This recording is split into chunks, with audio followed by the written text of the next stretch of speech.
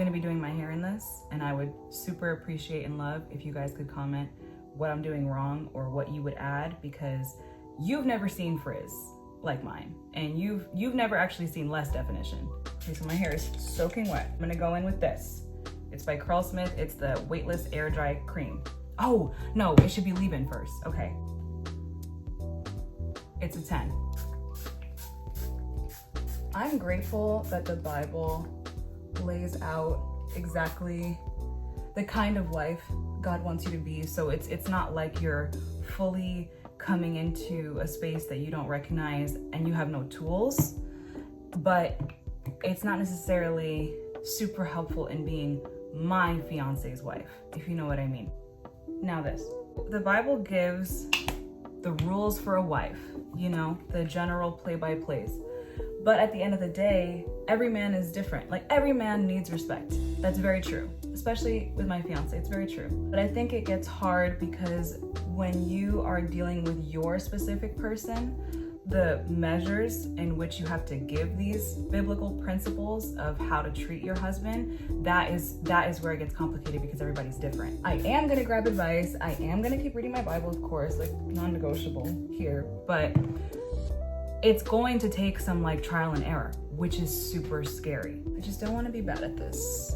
The way that me and my fiance dated was pretty old school. We have never kissed anywhere. No cheeks, no forehead, no hands, no lips, of course. We've only ever hugged and held hands. We talk once a week, or at least when we were dating. Now that we're engaged, it's different because, you know, wedding planning. We go on a date once a week still. We did that when we were dating and we do that now. You may be hearing that and thinking like, well, how do you know you want to marry him? And how do you know that he's the one? And I'll talk about that in the next video.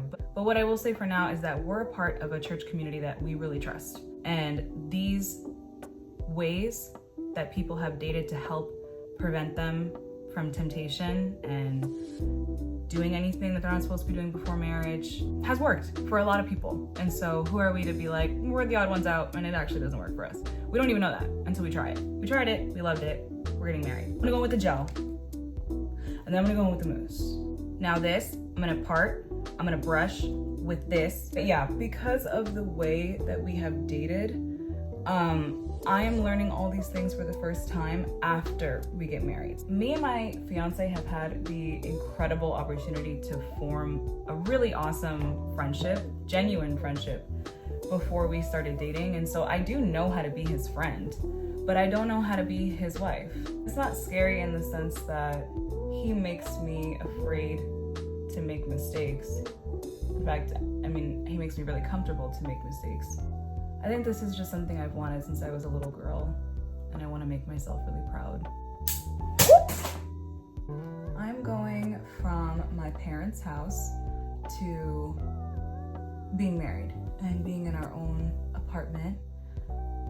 What's looking like, you know, 30 minutes away. So we're kind of like really going off on our own here. Becoming my fiance's wife is just so much more than homemade recipes and being submissive and waking up before him to make sure the house is clean, like, and all those things I really hope are gonna happen because they're biblical. But being my fiance's wife requires me to learn how to speak a new language. That is the language of encouragement through action and not just words. If he wants to make a decision that would stress me out, but he's the leader of our household, I'm just gonna take it to God. Because if God lets it happen, I can handle it. And I believe that. I think what's most important to me right now about becoming a wife, I have 4 months left until I'm officially Mrs. Hockren. What's most important to me right now about learning how to become a wife is learning how to control my emotions so they don't spill into his mission. I feel confident in that I'll be able to accomplish that because of God, but I also feel very confident because my fiance creates a very safe space and his decisions are not rash. He does not just like think of something and makes it happen. He plans it out. And if he believes in that plan, I believe in that plan. Moose. So now I'm gonna let it air dry before I start diffusing. Okay, I diffused. I'm gonna go in with hair oil. No, for some reason I have like a bunch of definition today, so. But I'm still super open to everyone's suggestions because you can always be better. Yeah, to close out, I could be wrong about everything. I really have no idea what I'm talking about or what I'm doing. Thank you guys for watching, and I think my next video is gonna be better. This video, I feel like I was super nervous, but